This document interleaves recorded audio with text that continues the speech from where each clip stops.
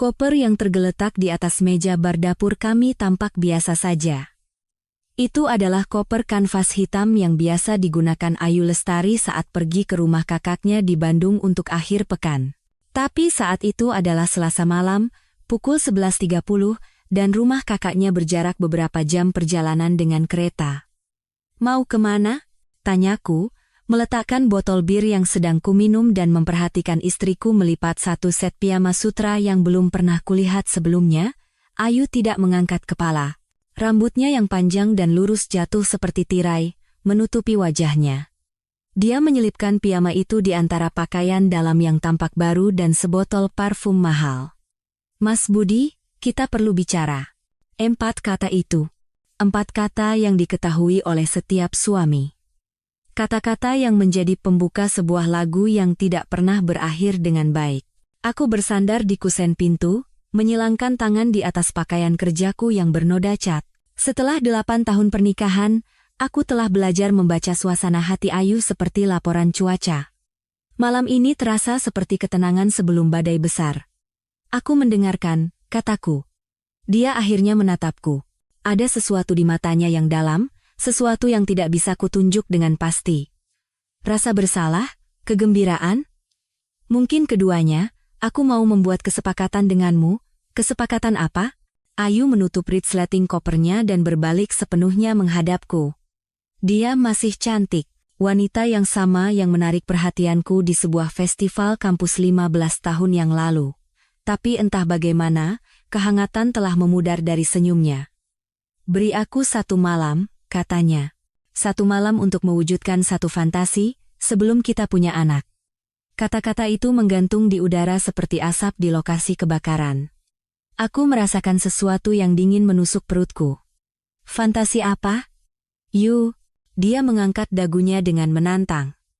"Fantasi di mana aku bisa bersama orang lain, hanya 1 malam. Tanpa pertanyaan, tanpa rasa bersalah setelahnya. Lalu kita lanjutkan hidup kita." Aku menatapnya untuk waktu yang lama.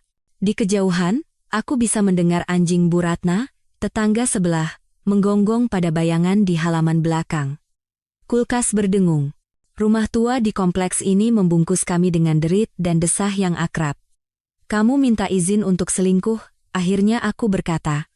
"Aku hanya ingin jujur," balas Ayu. "Kita berdua tahu pernikahan ini sudah hancur berbulan-bulan. Kita hampir tidak pernah bicara. Sudah 6 minggu sejak terakhir kita berhubungan," potongku. "Tapi siapa juga yang menghitung?" Dia tersentak. "Mas, tolong. Aku hanya mencoba bersikap adil. 1 malam. Dan setelah itu kita bisa memulai kembali. Punya anak. Membangun kehidupan yang selalu kita bicarakan." Aku berjalan ke jendela dapur dan memandang ke halaman belakang kami yang kecil. Bengkel yang kubangun sendiri berdiri di sudut. Peralatan tersusun rapi, persis seperti yang diajarkan ayahku. Segalanya pada tempatnya, segalanya memiliki fungsinya. "Siapa namanya?" tanyaku tanpa berbalik. "Apa itu penting?" "Penting bagiku." Ayu menghela napas. "Rian Wijaya. Dia bekerja di sebuah startup di SCBD. Kami sudah beberapa kali mengobrol." Rian Wijaya. Nama itu terdengar akrab. Pria necis dengan setelan mahal dan mobil Tesla yang kadang-kadang kulihat di warteg tempatku sarapan sebelum berangkat kerja. Tipe pria yang menggunakan kata-kata seperti sinergi dan inovasi dalam percakapan santai. "Sudah berapa lama?" tanyaku. "Mas, sudah berapa lama?" 3 atau 4 bulan." Aku berbalik menghadapnya. Dia mencengkeram pegangan koper seolah itu adalah tali penyelamat. "Jadi ini bukan benar-benar tentang 1 malam, kan?" kataku. "Ini tentang kamu yang ingin pindah kapal, dan kamu ingin aku memudahkannya untukmu. Bukan seperti itu." "Tentu saja begitu." Aku melewatinya dan berjalan ke pintu depan, mengambil kunci dari gantungan di dinding. "Ayo.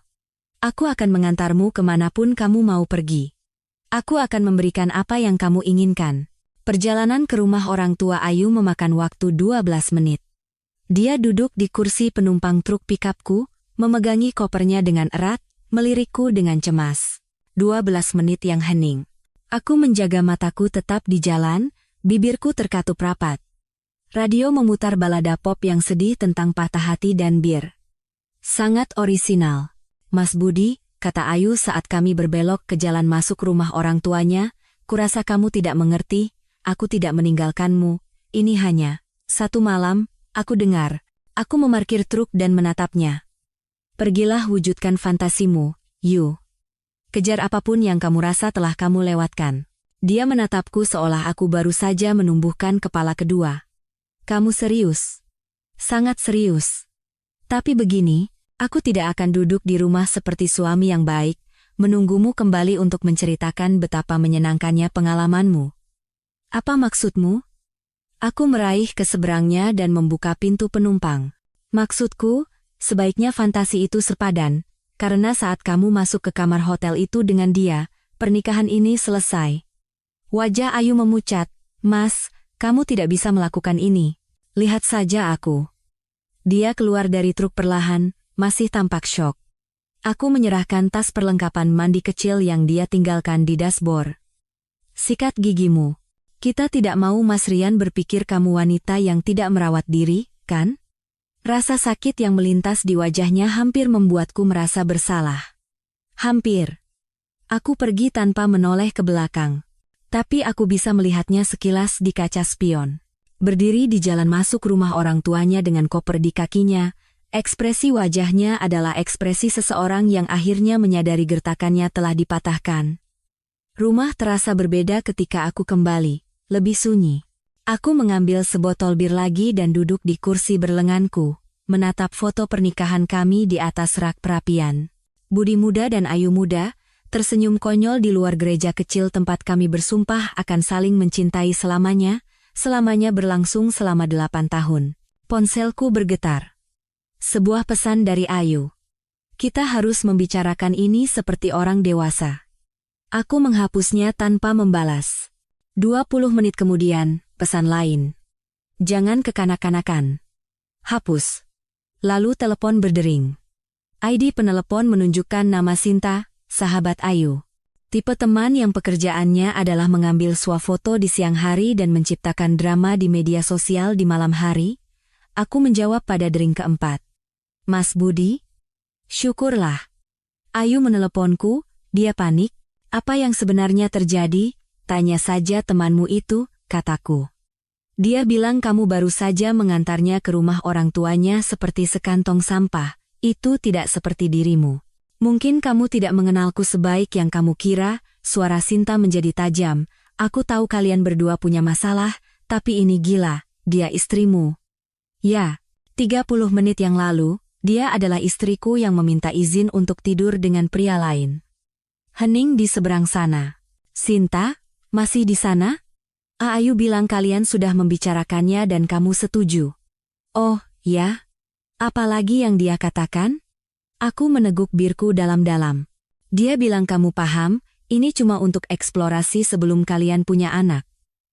Aku tertawa, tawa yang hampir tanpa humor. Oh, aku paham sekali. Istriku ingin beralih ke pria yang lebih baik, dan dia pikir aku cukup penurut untuk membiarkannya mengaturku. Yah, dia mendapatkan apa yang dia inginkan. Mas Budi, tolong pikirkan baik-baik. Jangan membuat keputusan yang akan kamu sesali. Satu-satunya penyesalanku adalah tidak menyadari ini lebih cepat. Aku menutup telepon dan mematikan ponselku. Rumah itu berderit dan mendesah di sekelilingku seperti teman lama. Aku menghabiskan birku dan tidur di kamar tamu. Kamar tidur kami, yang sekarang menjadi kamar tidur Ayu, terlalu berbau parfumnya. Berbaring di ranjang tunggal yang sempit, menatap langit-langit, aku bertanya-tanya apakah dia bersama Rian sekarang. Apakah mereka tertawa tentang betapa mudahnya mereka menyingkirkan suami yang membosankan? Apakah dia menceritakan tentang kemejaku yang bernoda cat dan tanganku yang kapalan, membandingkannya dengan kulit lembut pegawai kantoran itu? Pikiran itu seharusnya membuatku sedih. Sebaliknya, itu membuatku marah. Dan kemarahan, seperti yang akan segera ku pelajari, bisa menjadi hal yang sangat berguna. Keesokan paginya, aku bangun dengan pikiran jernih dan sebuah rencana sederhana, mencari tahu dengan apa sebenarnya aku berhadapan. Ayu telah meninggalkan lebih dari sekadar aroma parfumnya. Selama 8 tahun pernikahan, kau mengumpulkan banyak ruang bersama, akun bersama, informasi bersama. Dia ceroboh, mungkin karena mengira aku akan menyerah begitu saja dan memainkan peran sebagai korban. Laptopnya masih tercolok di meja dapur, dalam mode tidur. Aku tahu kata sandinya. Tanggal pernikahan kami. Dia tidak terlalu kreatif. Riwayat perambannya menceritakan kisah yang menarik. Pencarian hotel yang dimulai 3 bulan lalu, reservasi restoran yang belum pernah kudengar, dan sebuah akun Gmail yang tidak kuketahui, terhubung ke profil Facebooknya. Akun email itu adalah tambang emas. Puluhan pesan antara Ayu dan Rian, dimulai dengan polos, tetapi dengan cepat beralih ke ranah yang lebih eksplisit. Aku membacanya sekilas, merasakan rahangku mengeras dengan setiap pesan yang dipertukarkan. Tapi bukan hanya Rian. Ada juga email dengan Sinta, merencanakan dan bersekongkol. Ayo kita beri pelajaran pada Budi, tunjukkan padanya apa yang telah dia lewatkan. Ada tangkapan layar percakapan teks, penuh dengan emoji tertawa. Satu pesan dari Sinta secara khusus menarik perhatianku. Wah, kamu benar-benar mengendalikannya. Dia mungkin akan membawakan barang-barangmu juga. Pria seperti Budi tidak akan pernah melawan. Mereka hanya menerima dan meminta lebih. Aku mencetak semuanya. Sekitar jam 9 pagi, telepon berdering. Ibuku, Ibu Lastri, yang tinggal di sebuah apartemen di seberang kota. Budi, Ibu dengar kabar angin kalau Ayu menginap di rumah orang tuanya. Ada apa? Di lingkungan seperti kami, gosip menyebar lebih cepat daripada api. Bu Ratna mungkin sudah memberitahu setengah kompleks sebelum sarapan. Tergantung apa maksud Ibu dengan baik-baik saja, kataku. Sepertinya tidak baik, ya? Mau cerita sambil minum kopi? Ibu punya banyak waktu. Ibuku telah menjanda selama 10 tahun, dan dalam dekade itu, dia telah menyempurnakan seni untuk tidak peduli pada apa yang dipikirkan orang lain. Dia adalah orang yang kubutuhkan saat ini. Aku kesana 20 menit lagi. Apartemen ibuku kecil tapi nyaman, dipenuhi dengan perabotan yang menunjukkan tanda-tanda kehidupan, bukan dekorasi. Ibu menuangkan kopi ke dalam 2 cangkir yang tidak serasi dan duduk di seberangku di meja dapurnya. Kemudian, meskipun ada perjanjian sewa tanpa rokok, dia menyalakan sebatang rokok. Jadi, katanya, apa yang dilakukan Putri Ayu kali ini, aku menceritakan semuanya. Koper, fantasi, permintaan, email-email yang kutemukan. Ibu mendengarkan tanpa menyela, sesekali mengisap rokoknya atau menyesap kopinya. Ketika aku selesai, dia terdiam sejenak. Kau tahu apa yang akan dilakukan ayahmu jika dia masih hidup? Akhirnya dia berkata, mungkin akan meninju wajah Sirian itu. Mungkin. Tapi ayahmu itu bodoh kalau sudah menyangkut perempuan. Ibu mematikan rokoknya. Kau butuh nasihatku. Itulah sebabnya aku di sini. Jangan marah, balas dendam, tapi yang cerdas. Maksud ibu? Ibu mencondongkan tubuh ke depan, matanya tajam. Ayu pikir dia sedang bermain catur sementara kamu bermain halma. Dia punya temannya yang mendukungnya. Dia punya rencana cadangan dalam diri Sirian ini. Dan dia mungkin berpikir kamu akan merangkak kembali dalam seminggu. Jadi, buktikan dia salah. Tapi jangan hanya buktikan dia salah. Buat dia menyesal pernah meremehkanmu. Sepanjang pagi itu, aku berkeliling kota, berpikir. Kata-kata ibuku bergema di kepalaku saat aku melewati tempat-tempat yang akrab, SMA tempat aku dan Ayu bertemu, restoran tempat kami kencan pertama. Gereja tempat kami menikah. Semuanya terasa seperti dari kehidupan lain. Saat makan siang, aku mampir ke toko bangunan lokal untuk mengambil beberapa persediaan untuk sebuah proyek.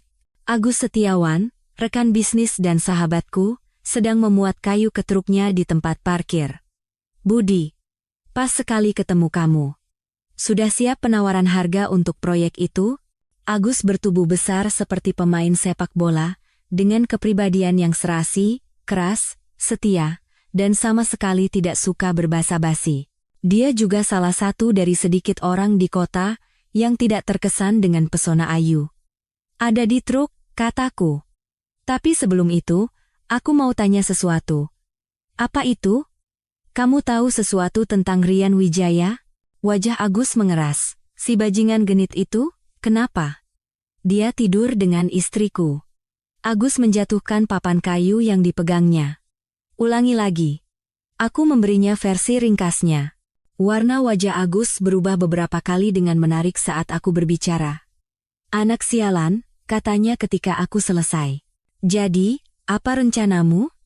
Sedang kupikirkan. Kamu tahu apa tentang Rian? Pindah ke sini dari Jakarta sekitar setahun yang lalu. Sewa apartemen mewah di kompleks baru di pinggir kota, mengendarai Teslanya seolah-olah dia orang penting. Sepertinya dia menghasilkan uang dari Bitcoin dan sekarang berpikir dia hebat. Ada lagi? Agus menyeringai, bukan senyum yang menyenangkan. Dia sering muncul di bar Kemang setiap Jumat malam, mentraktir minuman mahal untuk mahasiswi sambil mencoba membuat mereka terkesan dengan cerita investasinya. Sebagian besar bisa melihat tipu muslihatnya, tapi dia terus mencoba. Bar Kemang. Setiap Jumat, seperti jam. Biasanya datang sekitar jam 9, pergi sekitar tengah malam. Agus mengamati wajahku. Kenapa aku merasa kamu sedang merencanakan sesuatu? Karena kamu mengenalku terlalu baik. Butuh bantuan? Belum, tapi aku akan terus memberimu kabar. Sore itu, aku berkendara melewati kompleks apartemen Rian. Tempat modern dengan nama megah seperti The Metropolitan, penuh dengan fasilitas yang dirancang untuk menarik para profesional muda. Tipe tempat yang mengenakan biaya sewa 3 kali lipat dari apartemen biasa karena ada gym dan kedai kopi di lobi. Tesla Rian diparkir di tempat nomor 47, putih dan berkilauan di bawah sinar matahari sore. Aku mencatat nomor plat dan nomor apartemennya. Sebuah pesan masuk dari Ayu. Tolong, kita bicara. Ini konyol. Aku membalas, bagaimana fantasimu? 3 titik muncul, lalu menghilang. Tidak ada balasan. Malam itu, aku duduk di bengkelku, dikelilingi oleh peralatan dan proyek yang selalu menjadi tempat perlindunganku, lemari yang setengah jadi. Kuda goyang yang mulai kubuat untuk bayi yang tidak akan pernah kami miliki. Rencana perluasan dek yang tidak akan pernah terwujud. Segala sesuatu di sini adalah simbol dari kehidupan yang kupikir sedang kita bangun bersama. Kehidupan di mana Ayu akan mengurus rumah dan akhirnya membesarkan anak-anak kami sementara aku menafkahi dan melindungi. Benar-benar lelucon. Aku mengeluarkan ponselku dan membaca kembali email yang sudah kucetak. Satu percakapan antara Ayu dan Sinta sangat menonjol. Sinta, bagaimana kalau dia tidak setuju? Ayu, dia akan setuju. Budi tidak pernah melawan apapun. Dia hanya menerima apapun yang terjadi dan melanjutkan. Sinta, tapi bagaimana kalau tidak? Ayu, kalau begitu aku akan mengajukan gugatan cerai dan mengambil setengah dari segalanya. Aku menang, apapun yang terjadi. Aku membacanya 3 kali. Aku merasakan sesuatu yang dingin dan keras mengendap di dadaku. Dia pikir dia mengenalku. Dia pikir dia bisa memprediksi dengan tepat bagaimana aku akan bereaksi. Dia pikir aku adalah orang bodoh yang sama yang telah menghabiskan 8 tahun, mencoba membuatnya bahagia sementara dia merencanakan strategi keluarnya. Dia akan segera tahu betapa salahnya dia.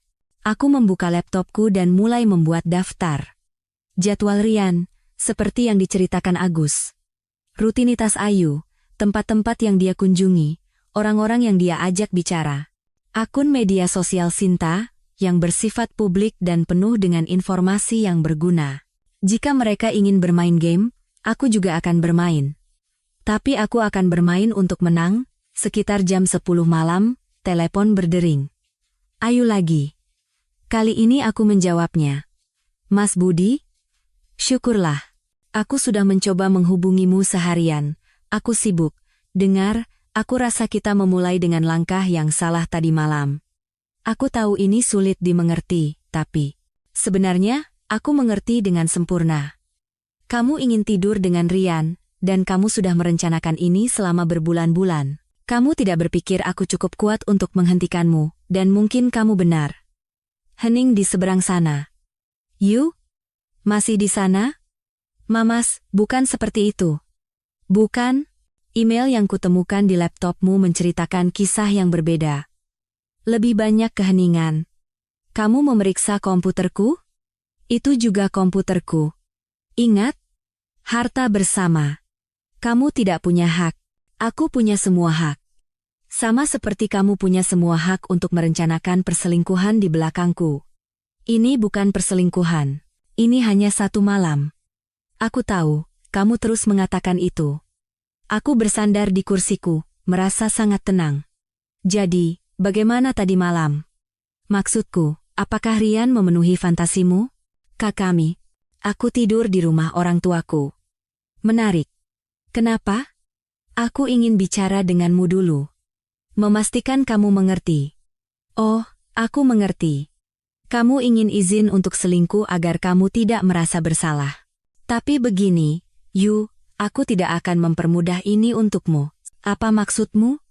Jika kamu menginginkan Rian, ambillah dia, tapi jangan berharap aku akan ada di sini saat kamu selesai bermain. Aku menutup telepon dan mematikan ponselku lagi. Besok, aku memutuskan. Besok kesenangan yang sesungguhnya akan dimulai. Jumat malam. Bar Kemang persis seperti yang dijanjikan Agus. Tempat itu ramai dengan penduduk lokal dan mahasiswa, udara dipenuhi asap rokok dan keputusan yang buruk. Aku duduk di sebuah bilik di sudut, menyesap bir dan mengamati keramaian. Rian Wijaya masuk pada pukul 9:15 tepat waktu. Dia persis seperti yang kubayangkan. Tinggi, kurus, mengenakan kemeja berkancing dengan lengan digulung untuk memamerkan jam tangan mahal dan jeans yang mungkin harganya lebih mahal dari cicilan trukku. Rambutnya ditata dengan gaya, sengaja berantakan yang pasti membutuhkan waktu 1 jam.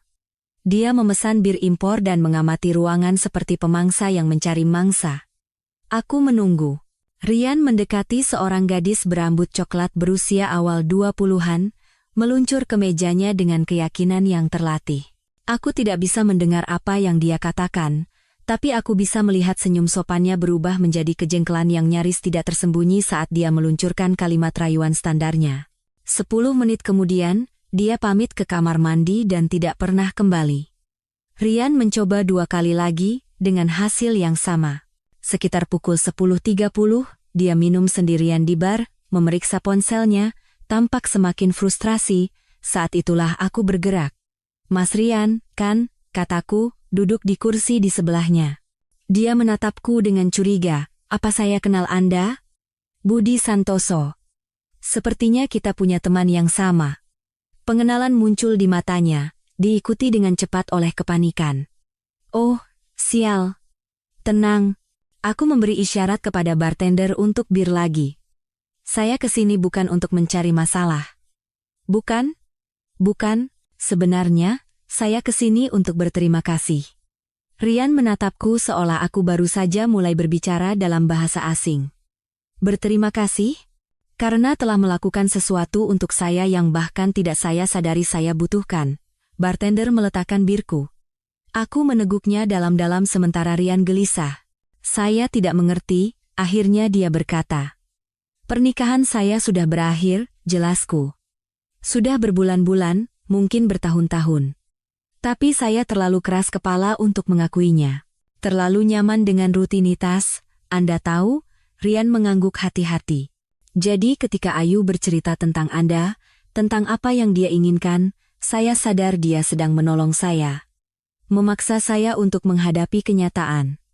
Ayu bercerita tentang kami kepada Anda? Oh, ya, semuanya. 1 malam untuk fantasi, lalu kembali ke kebahagiaan rumah tangga. Saya tertawa. Dia benar-benar berpikir saya akan menyetujuinya. Wajah Rian memucat. Jadi, Anda tidak setuju? Tentu saja tidak.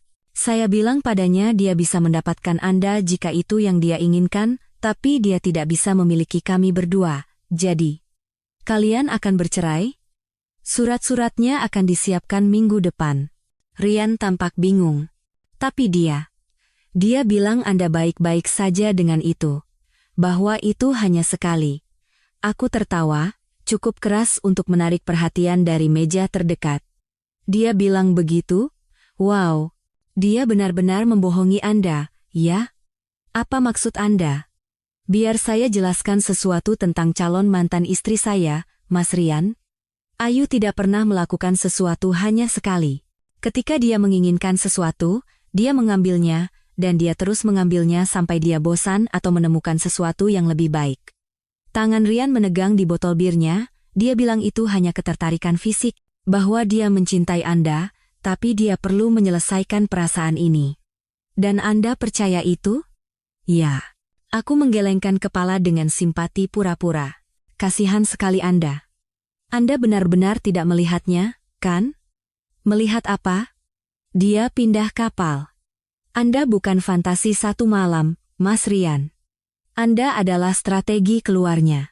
Semua warna terkuras dari wajah Rian. Tidak mungkin. Dia tidak akan melakukan itu. Tidak akan? Tidak akan meninggalkan suami sederhananya demi pria dengan uang dan Tesla? Ayolah, kawan.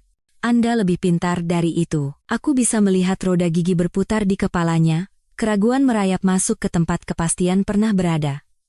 Dia bilang kalian berdua sudah tidak bahagia selama bertahun-tahun, kata Rian pelan. Kami tidak bahagia. Tapi itu tidak berarti dia jujur kepada Anda tentang apa yang dia inginkan. Aku menghabiskan birku dan berdiri. Dengar, saya tidak punya dendam. Seperti yang saya katakan, Anda telah menolong saya. Tapi jika saya jadi Anda, saya akan berpikir sangat keras tentang apakah Ayu jujur tentang niatnya. Aku meninggalkan Rian di bar dengan keraguan dan bir mahalnya. Tahap 1, selesai. Keesokan paginya, aku mendapat telepon dari Agus. Bagaimana tadi malam? Seperti menanam benih, kataku. Sekarang kita hanya perlu menunggu benih itu tumbuh. Kamu bajingan licik, tahu tidak? Aku sedang belajar. Sore itu, aku pergi ke supermarket lokal dan bertemu Bu Ratna di bagian sayuran. Dia sedang memeriksa tomat dengan intensitas seorang ahli perhiasan yang menilai berlian. Mas Budi, katanya, mendongak dengan kegembiraan yang nyaris tidak tersembunyi. Apa kabar? Bu Ratna berusia 73 tahun dan telah menjadi pusat informasi tidak resmi di lingkungan itu sejak sebelum aku lahir. Dia tahu segalanya tentang semua orang dan tidak malu untuk membagikannya. Baik, Bu. Terima kasih sudah bertanya. Saya lihat Ayu pergi dengan koper tempo hari, semoga tidak ada apa-apa, ya. Kami sedang ada beberapa masalah yang perlu diselesaikan, kataku diplomatis. Yah, pernikahan memang berat. Saya yakin kalian berdua akan menyelesaikannya. Dia mendekat, suaranya merendah. Ngomong-ngomong, saya agak terkejut melihat Ayu di restoran mahal di kota minggu lalu dengan seorang pria yang bukan kamu. Oh, pria tinggi, yang mengendarai mobil listrik itu. Mereka terlihat sangat akrab. Aku mengangguk dengan sedih. Itu akan menjelaskan beberapa hal, Bu. Mata Bu Ratna melebar. Oh, ya ampun, apa saya salah bicara? Sama sekali tidak, Bu. Sebenarnya, ini membantu, mengetahui bahwa saya tidak membayangkan sesuatu. Jika ada yang bisa saya bantu, beritahu saja, ya, Mas. Dia terlalu berlebihan untukmu sejak awal. Pada minggu malam, aku telah melakukan percakapan serupa dengan 3 tetangga lain dan pemilik toko kelontong di ujung jalan. Sesuai harapanku, kabar mulai menyebar. Di kota kecil, reputasi adalah segalanya, dan reputasi Ayu akan segera terpukul. Aku sedang memanaskan sisa pizza ketika telepon berdering. Mas Budi, ini Ayu. Kita perlu bicara. Aku mendengarkan. Bukan di telepon. Boleh aku datang sekarang? Itu juga rumahmu. Untuk saat ini. Dia tiba 20 menit kemudian, tampak lelah dan stres. Rambutnya yang biasanya sempurna diikat asal-asalan, dan dia tidak memakai riasan. Kamu terlihat kacau, kataku saat membuka pintu. Terima kasih. Persis seperti yang ingin ku dengar. Kami duduk di ruang tamu, jarak di antara kami di sofa terasa seperti ngarai. Rian meneleponku, katanya tanpa basa-basi. Ya? Dia bilang kamu bicara dengannya di bar Kemang, kamu bilang padanya kita akan bercerai. Kita memang akan bercerai, kan? Rahang Ayu menegang. Itu bukan keputusanmu. Tentu saja itu keputusanku. Kamu membuat pilihanmu saat mengemas koper itu, dan aku membuat pilihanku saat mengantarmu ke rumah orang tuamu, Mas, tolong. Tidak bisakah kita memperbaiki ini? Aku mengamati wajahnya, mencari tanda-tanda penyesalan yang tulus, secercah cinta, yang kulihat hanyalah keputusasaan dan perhitungan. Memperbaiki apa sebenarnya? Fakta bahwa kamu merencanakan untuk menipuku selama berbulan-bulan? Fakta bahwa kamu pikir aku terlalu lemah untuk melawan? Atau fakta bahwa kamu memberitahu temanmu bahwa aku tidak akan pernah berhasil? Dia tersentak. Kamu membaca emailku. Semuanya. Pencarian hotel, reservasi restoran, obrolan dengan Sinta tentang betapa bodohnya aku mencondongkan tubuh ke depan. Katakan padaku, Yu. Apakah ada yang nyata? Pernikahan, rencana untuk anak-anak, semua omong kosong sampai maut memisahkan kita itu? Tentu saja itu nyata. Masih nyata. Lalu kenapa Rian? Dia terdiam sejenak. Aku merasa terjebak. Merasa seperti menghilang ke dalam kehidupan ini yang bukan benar-benar milikku. Jadi kamu memutuskan untuk menemukan kehidupan baru bersamanya. Bukan seperti itu. Aku mengeluarkan ponselku dan menemukan salah satu emailnya kepada Sinta. Kutipan. Aku merasa hidup kembali. Aku merasa seperti seseorang yang lebih dari sekadar istri Mas Budi. Wajah Ayu mengernyit. Aku tidak ingin kamu melihat itu. Tapi kamu bersungguh-sungguh saat menuliskannya. Aku bingung. Aku frustrasi. Aku tidak tahu apa yang kuinginkan. Dia menatapku sekarang, matanya memohon. Sekarang aku ingin memperbaiki ini. Memperbaiki kita. Hanya karena Rian tidak tertarik menjadi strategi keluarmu. Keheningannya adalah jawabannya. Aku berdiri dan berjalan ke jendela, memandang ke halaman. Taman yang ditanami Ayu tetapi tidak pernah disiangi, yang telah kurawat selama bertahun-tahun. Pagar yang kubangun untuk memberi kami privasi dari para tetangga, yang mungkin sekarang sedang bergosip tentang kami. Begini, Yu, kataku tanpa berbalik. Bahkan jika aku mempercayaimu, yang tentu saja tidak, itu tidak masalah. Kamu tidak bisa menarik kembali apa yang telah kamu lakukan. Kamu tidak bisa membatalkan kata-kata yang kamu ucapkan, atau perselingkuhan yang kamu rencanakan. Jadi ini akhirnya, 8 tahun, dan kamu akan membuangnya begitu saja. Aku berbalik menghadapnya, bukan aku yang membuangnya. Kamu sudah melakukannya. Saat itulah, dia mulai menangis. Tangisan besar dan dramatis yang mungkin akan berhasil padaku 6 bulan lalu. Sekarang, itu hanya terasa seperti taktik manipulasi lain. Tolong Mas Budi, aku akan melakukan apa saja. Konseling, liburan, apapun yang kamu mau. Yang kuinginkan, kataku pelan, adalah kamu pergi. Ini juga rumahku, kalau begitu beli bagianku, atau kita jual dan bagi keuntungannya. Aku tidak peduli. Dia menatapku seolah aku baru saja menamparnya. Kamu serius? Sangat serius.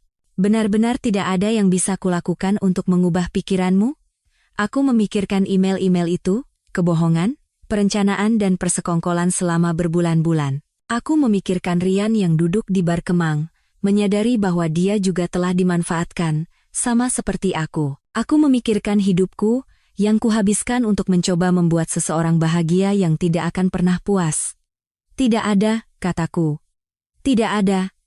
Ayu pergi tanpa berkata apa-apa lagi. Aku melihat dari jendela saat dia duduk di mobilnya selama 10 menit penuh, mungkin menelepon Sinta atau Rian atau salah satu anggota tim pendukungnya. Kemudian dia pergi, dan aku sendirian lagi. Tapi kali ini, kesendirian terasa seperti kebebasan. Minggu berikutnya berlalu dengan cepat. Ayu menyewa seorang pengacara, Ibu Gita, yang dikenal di kota karena taktik agresifnya dalam kasus perceraian. Aku menyewa Pak Irawan, seorang pengacara tua yang telah menangani warisan ayahku dan memiliki reputasi teliti dan adil. Pertarungan hukum berjalan seperti yang diharapkan. Ayu menginginkan setengah dari segalanya, termasuk rumah dan bisnisku. Dia juga menuntut tunjangan, mengklaim bahwa dia telah mengorbankan kemajuan karirnya sendiri untuk mendukungku saat aku memulai bisnisku. Itu omong kosong, dan kami berdua tahu itu. Ayu menghasilkan lebih banyak uang dariku dan telah mendapatkan setiap promosi yang dia inginkan, tetapi pengacaranya pandai menulis fiksi kreatif. Pak Irawan menelepon pada hari Kamis untuk memberiku kabar terbaru. Pihak lawan sangat keras, Budi. Ibu Gita menuntut tunjangan karena penderitaan mental, dan dia menginginkan rumah itu. Berikan saja padanya, kataku. Aku tidak pernah suka rumah itu. Budi, kita harus pintar. Rumah itu bernilai lebih dari 600 juta, dan bisnisnya setidaknya 150 juta.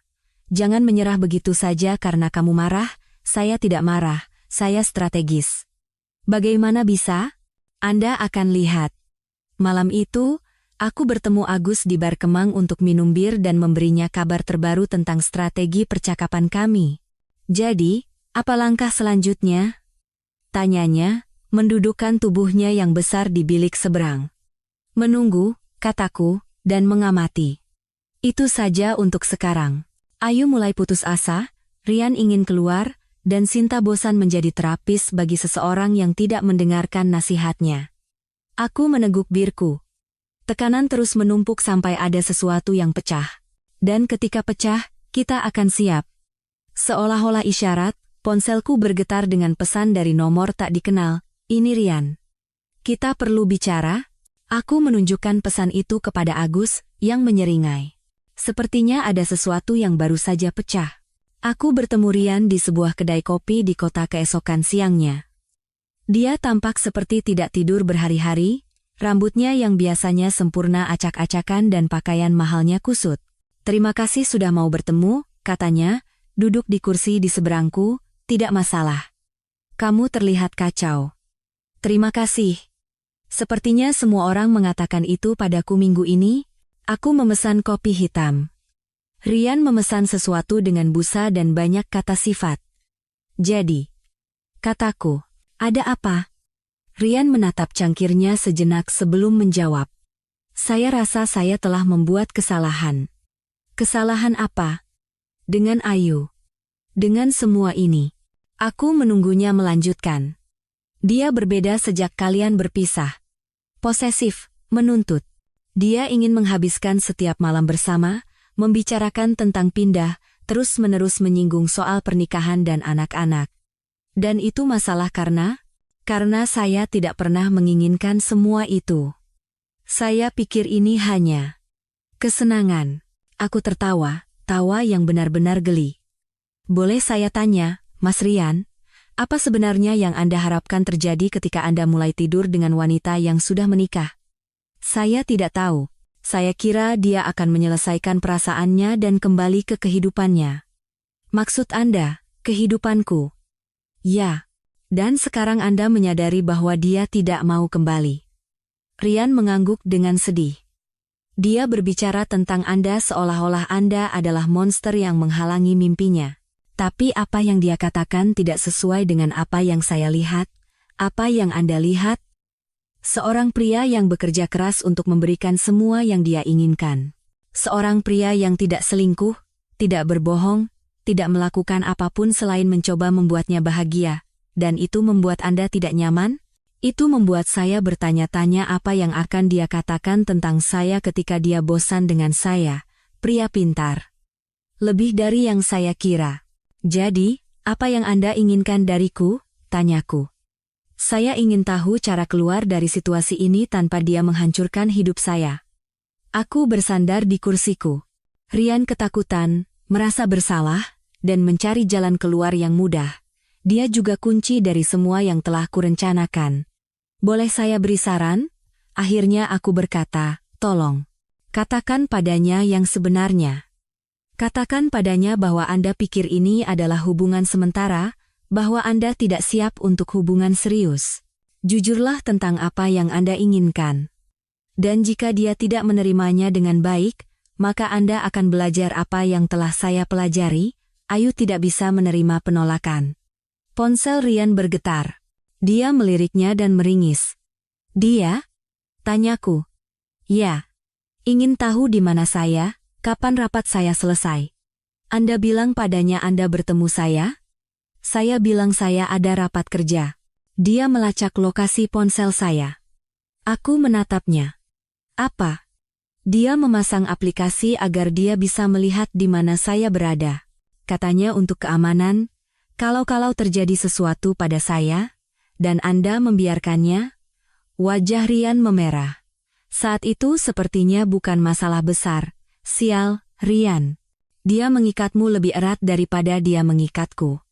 Saya tahu. Saya tahu. Ini salah. Itulah sebabnya saya harus mengakhirinya. Aku mengeluarkan ponselku dan menggulir kontakku.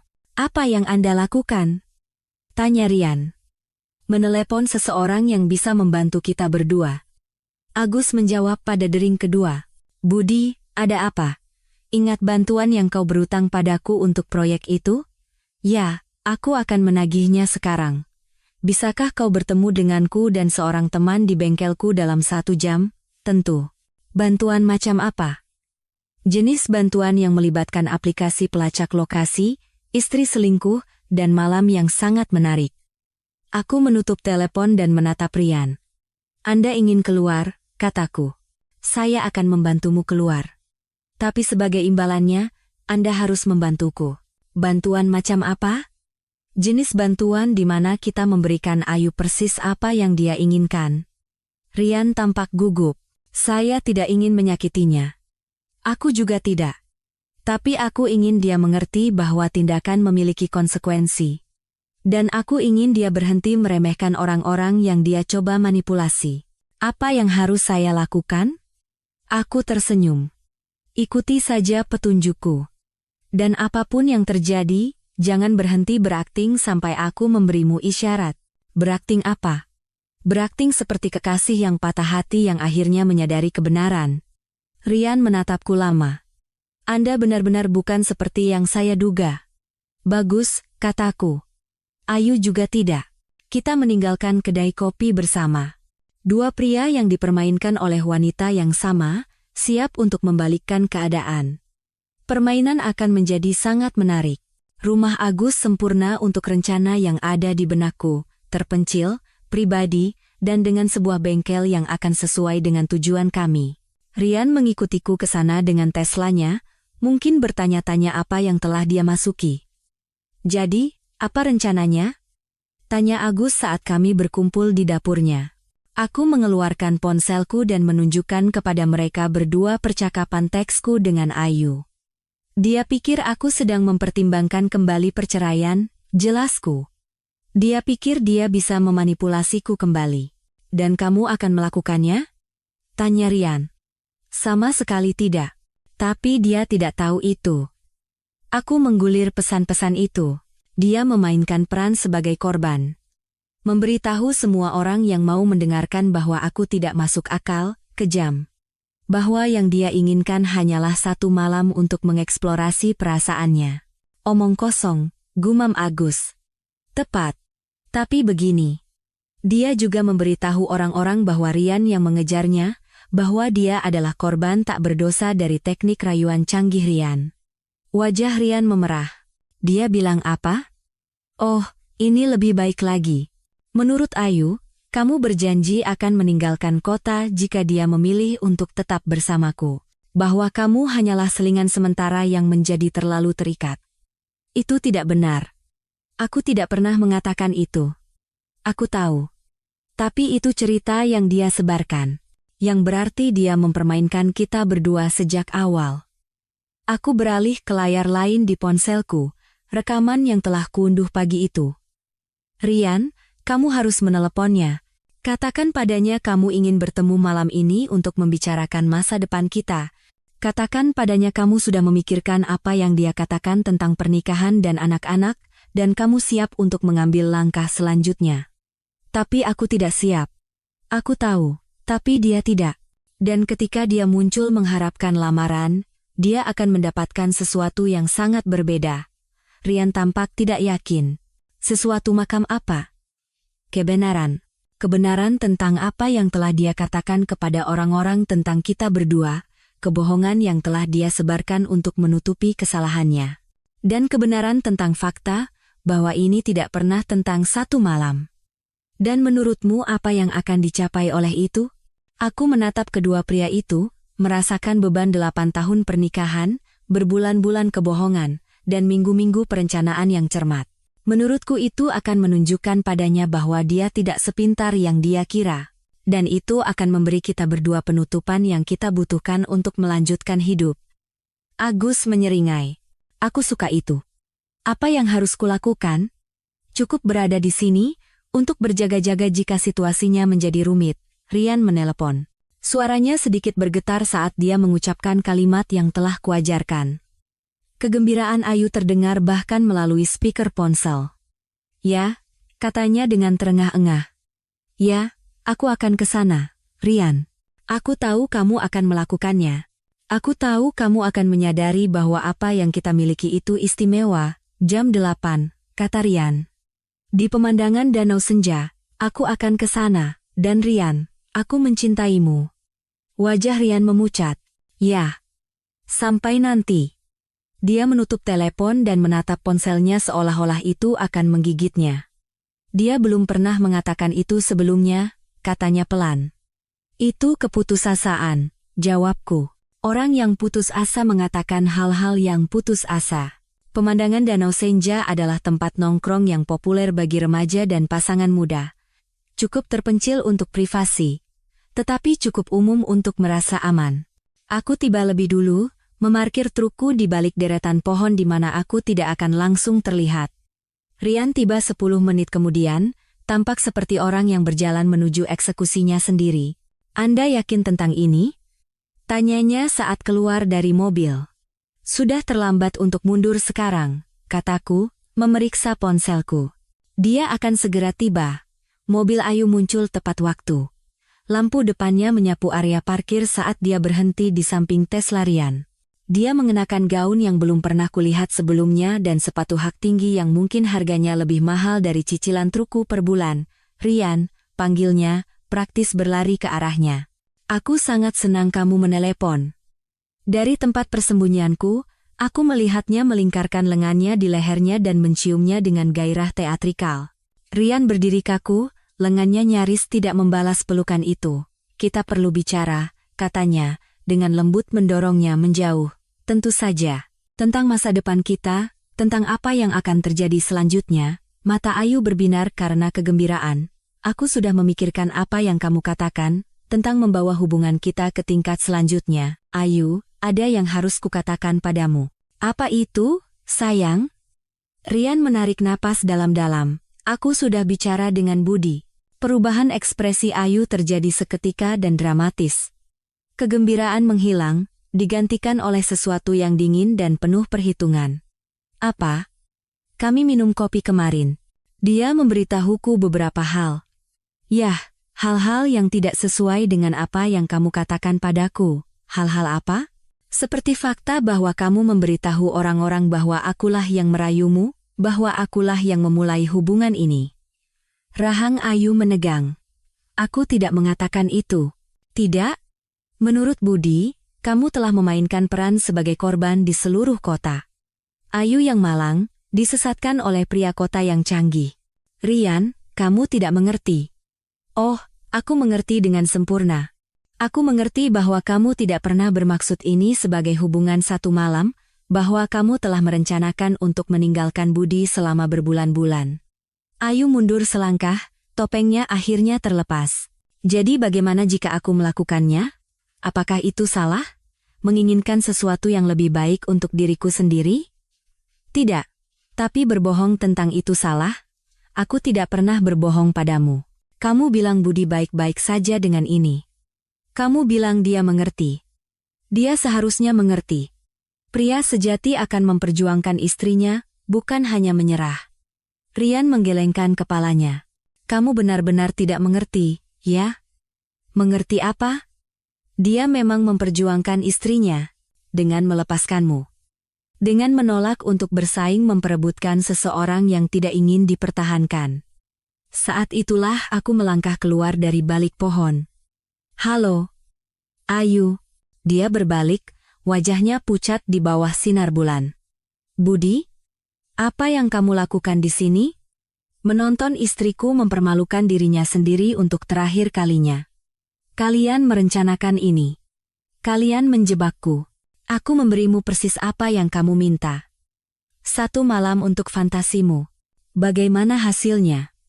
Ayu melirik antara Rian dan aku, akhirnya menyadari bahwa dia telah kalah dalam permainan. Kalian berdua bajingan, katanya pelan.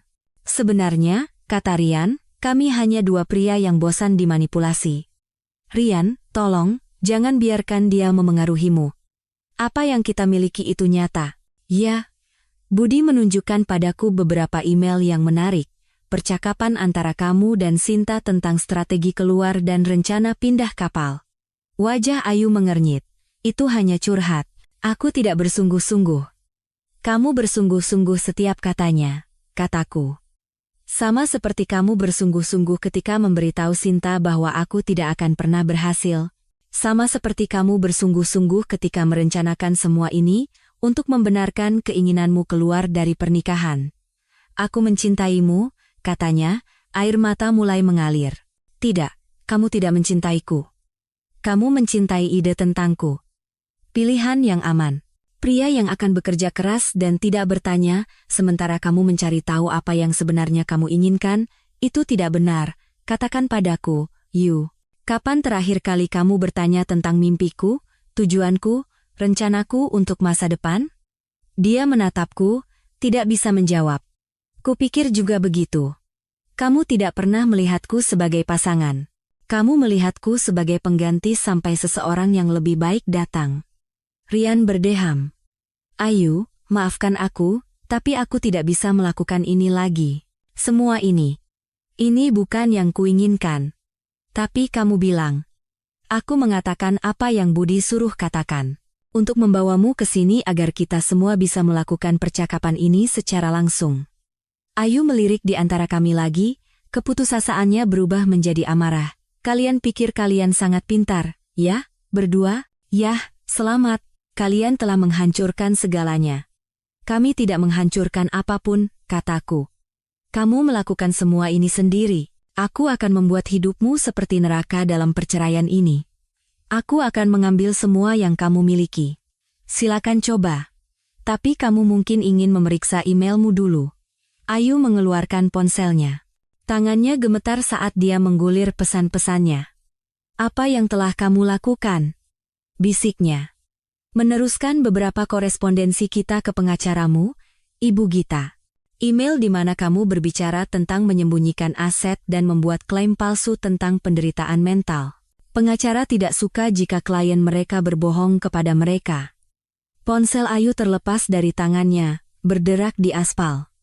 Kamu tidak bisa. Dia. Ada kerahasiaan pengacara klien. Benar. Tapi dia juga terikat oleh etika hukum. Dan ketika seorang klien mengakui bahwa mereka berencana untuk melakukan sumpah palsu. Yah, anggap saja Ibu Gita mungkin tidak akan mewakilimu lebih lama lagi. Semua perlawanan terkuras dari Ayu. Dia merosot ke kap mobilnya, terisak. Kenapa, tanyanya. Kenapa kamu melakukan ini padaku? Karena, kataku pelan, kamu perlu belajar bahwa tindakan memiliki konsekuensi. Dan kamu perlu belajar bahwa orang-orang yang kamu sakiti tidak selemah yang kamu kira. Rian berjalan ke mobilnya. Aku akan pergi sekarang, Ayu. Maaf jadi seperti ini. Tapi kita selesai. Dia pergi tanpa menoleh ke belakang. Aku berdiri di sana sejenak, menatap wanita yang telah kunikahi selama 8 tahun. Entah bagaimana dia tampak lebih kecil, menyusut saat rencana rumitnya runtuh di sekelilingnya. Budi, katanya di sela-sela isak tangisnya. Apakah ada cara kita bisa memperbaiki ini?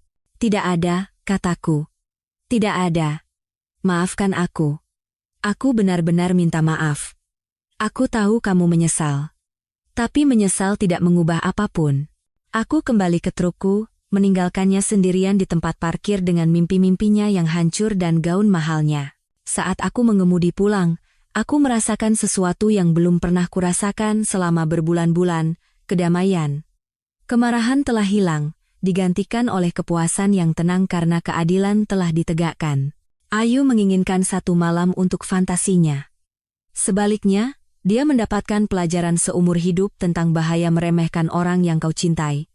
Perceraian selesai 6 minggu kemudian. Ayu mendapatkan setengah dari nilai rumah dan mobilnya. Aku mendapatkan sisanya, termasuk harga diriku. Rian meninggalkan kota bulan berikutnya, mengambil pekerjaan di Surabaya. Kabar angin mengatakan dia benar-benar berhenti berkencan dengan wanita yang sudah menikah. Sinta mencoba menghubungi sekali, mengklaim bahwa dia sebenarnya mencoba melindungiku dari skema Ayu selama ini. Aku tidak menjawab panggilannya. Sedangkan aku membeli sebuah rumah sederhana di pinggir kota dan memulai bisnis interior desainku sendiri. Pekerjaan berjalan baik, klien jujur, dan tidak ada yang mengharapkanku menjadi apapun selain diriku sendiri. Terkadang, larut malam, aku memikirkan 8 tahun bersama Ayu, masa-masa indah, masa-masa buruk, mimpi yang kami bagi, dan kebohongan yang menghancurkannya. Tetapi sebagian besar, aku berpikir tentang betapa jauh lebih baik hidup ini ketika kau berhenti mencoba membuat orang lain bahagia dan mulai fokus pada kebahagiaanmu sendiri. Ayu meminta satu malam untuk fantasinya. Aku memberinya sesuatu yang jauh lebih berharga, sebuah tamparan realitas yang akan bertahan seumur hidupnya. Dan dalam prosesnya, aku belajar sesuatu yang penting tentang diriku sendiri. Aku jauh lebih kuat dari yang pernah dibayangkan siapapun, termasuk diriku sendiri.